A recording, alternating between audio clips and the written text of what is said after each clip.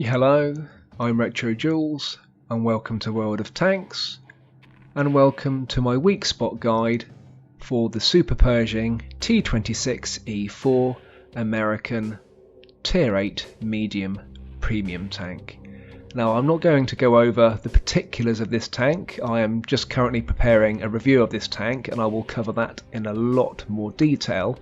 I'm just going to cover the strengths and weaknesses of this tank. You may have come up against it and thought it's impenetrable, or you may have played this tank and realised that it is not.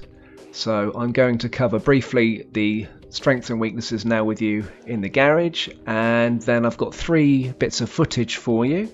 We're going to put it up against the T29, the American Tier 7 Heavy, the Motherland, the Tier 8 Premium Medium, a like-for-like comparison, and we're also going to put it up against the Tiger 2, the Tier 8 Heavy. This tank does get preferential tiering and it will go up to Tier 9. Quite a lot of Tier 9s will penetrate this tank, but generally you end up playing Tier 8 in it. So the upper glacis is virtually bulletproof to most tanks. You need well over 230mm of penetration to penetrate that upper glacis, and what most people do is they'll aim for the upper glacis, realise it bounces, and the first thing you do, as you do with any tank, is aim for the lower glacis. The lower glacis is virtually the same thickness, but if you do hit the very lower bottom edge of the lower glacis, you can get penetration. The shield over the mantlet is impenetrable, I would say. You need over 320mm of penetration to get through that mantlet, and if you shoot to the sides, you're going to get an instant bounce. So those are the areas on the Super Pershing that are best left alone and don't even aim at them, especially if the front of the hull is angled, because then the thickness is even more impenetrable. So looking at the front now, you've got the machine gun port. Very small target to hit, very difficult to hit when the tank's on the move, but very easy to penetrate, and if you get a shot in there, not only will you do damage, you'll also do critical damage because you will take the radio operator out. Also underneath the turret and to the sides, the lower sides, you'll get penetration underneath that armour plate. Just be very careful if you aim for the outer edge, because it is quite an angled turret and they can still bounce off, but you can aim under there. Your best bet with the Super Pershing, if you can't get it side on or from the rear, because it's like butter from the side and rear, so you can aim at anything and it'll go in. But if you're looking at it at the front, you can aim for the hydraulic dampers above the turret, and you can also aim for the commander's cupola, which is on the left of the tank as you look at it. The cupola on the right isn't a recognised hittable target and you can't do any damage to the tank. So that's basically the strengths and weaknesses of the Super Pershing. So let's roll it out against the 3 tanks that I mentioned, and you can see for yourself how effective it can and can't be.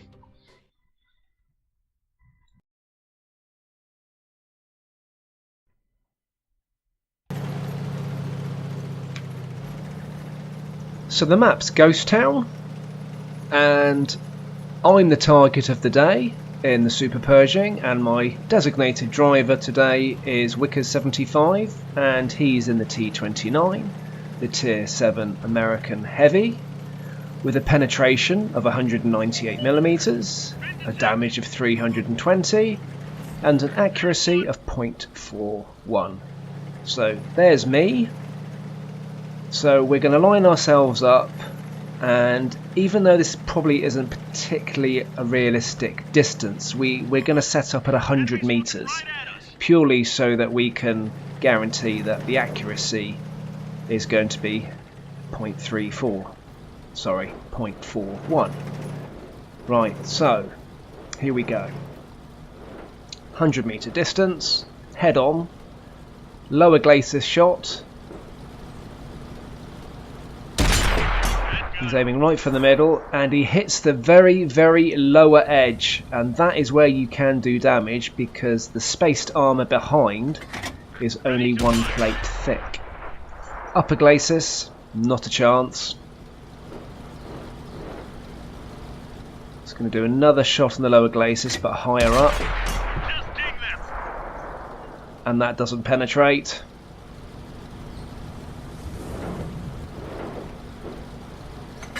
Mantlet, just bearing in mind you're going to need about 320 penetration to get through that. So the outer front shield, a bounce. So now we start for the weak points. So machine gun port, tiny target, straight in, and that also takes out the radio man.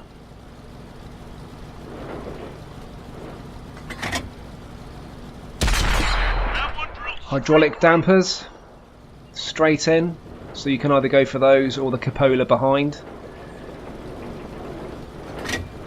Anything on the side is going to go in, and it goes white just at the back there because the counterweights on the back of the turret aren't designated targets, and you can't do any damage through those either. So in the side of the turret, yeah, no problem at all. They've spotted us.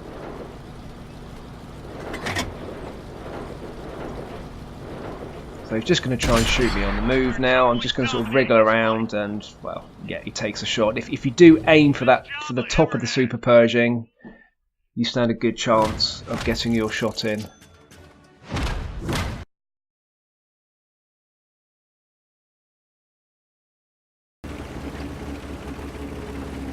So now we're in the motherland, the Tier 8 premium Russian tank, which I would imagine nearly everybody owns by now.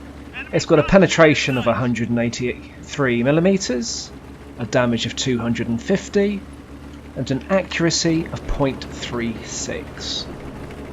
So as before, we're going to set this up at 100 meters.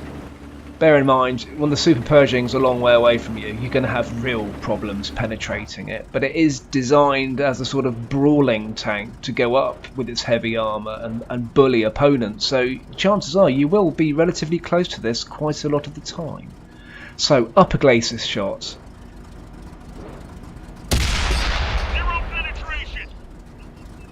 No penetration. Lower glacis shot. Now, even though the reticle is showing red, your shots will not go in because the reticle isn't recognising the spaced armour. It's just recognising the 101mm of hull armour underneath. Mantlet shot, not a chance. We'll go for the sides of the front turret armour, the shield. We get a bounce there. So now we aim for the soft spot, so just underneath at the turret. That shot missed.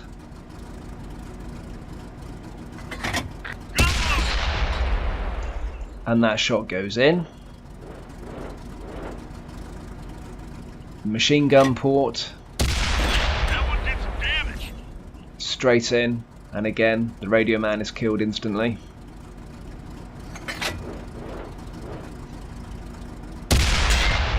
Hydraulic dampeners. we get a bounce off the top. We'll try that again. Enemy armor is damaged. In they go. And as you look at the front of the tank, the dampeners and the cupola are actually quite big targets. So we're going to go back to the glacis. They've spotted us. And we're going to put a bit of angle on it. Not that we need to, because the motherland can't possibly penetrate the upper or lower glacis even when it's head on, so at an angle it doesn't stand a chance. Zero penetration. So if you're in a motherland and you come up against the front of this, just don't bother wasting your shots on the upper or lower glacis. Now we'll look at the side of the tank and you will see that it's all coming up red. Any shot's going to go in. Possibly not the front shield or the side of the shields.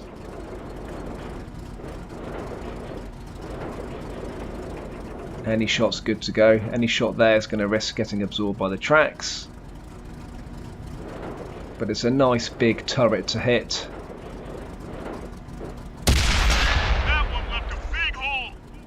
And the shot goes in. Reloaded. And any rear shot is going to go in. You just do need to be careful about the turret though. If you do sort of aim just for the sort of the back cheeks, they are quite sloped and sometimes you can get a ricochet, so aim for dead centre. Because remember, the counterweights on the back of the turret don't count as armament. And we're just going to do a bit of a wiggle now, and we're just going to prove that your nice shiny Tier 8 premium tank you've got, the Motherland, is not going to penetrate the upper or lower glacis of the Super Pershing in a month of Sundays. But if you go for those the top cupola on the left, or the hydraulic dampeners, also known as recoil springs, then your shots generally go in. But we're getting a bounce there, and if you're playing a Super Pershing, sometimes by lifting your front shield can stop the shots or help to block them, but by doing that you also expose underneath the turret.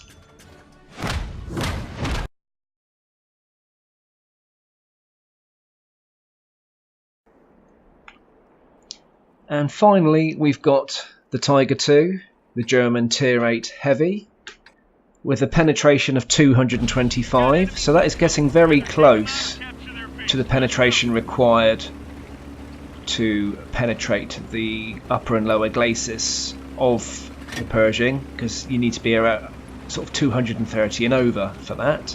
Does a damage of 320 and has an accuracy of 0.34, the most accurate out of the 3 tanks, although this footage seems to disprove that slightly.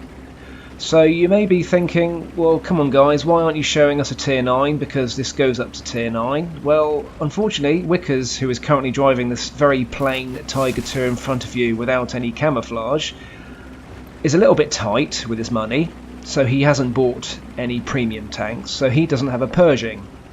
And the only Tier 9 tanks he has are tank destroyers. He doesn't have any mediums or heavies, so we couldn't actually put the footage together for you. But just bear in mind, when you go up against the tier, well, even when you go up against this, but when you go up against the Tier 9 heavies, you've really got to start angling your armour and staying away, and a Tier 9 tank destroyer will absolutely annihilate the Pershing with no problems whatsoever. So again, we're going to set ourselves up at 100 meters.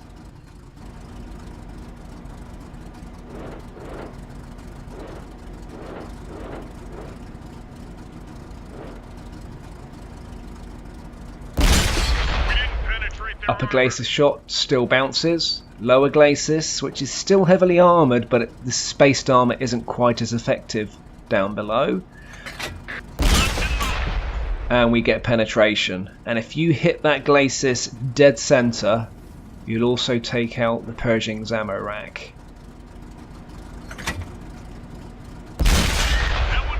So there we go. So if you go up against a Tiger II, you really do need to angle your armour to stop those shots going into your lower glacis. Mantlet shot, absolutely no way that's going in, and it doesn't.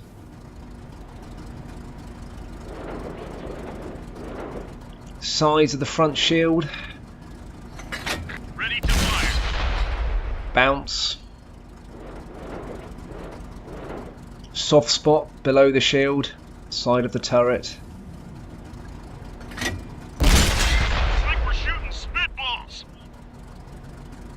That, I think, went low and just hit the top of the upper glacis.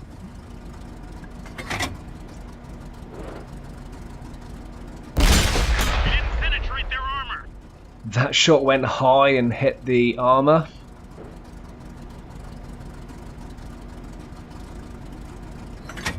Third time lucky? No, that hit the front plate too. Or the front mantlet.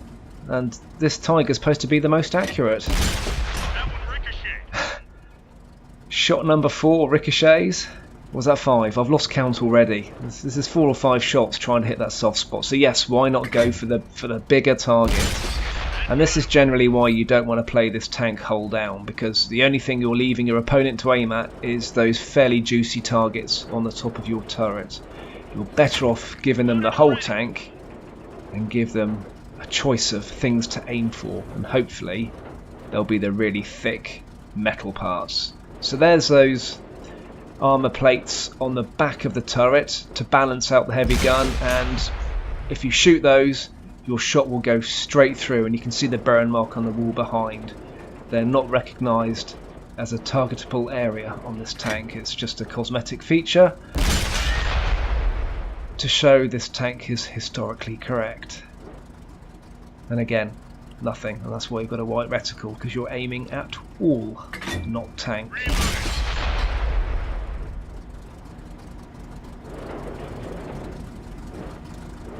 And this is where we just turn the turret to see if that armour has any thickness on the back to protect the back of your turret. And it doesn't.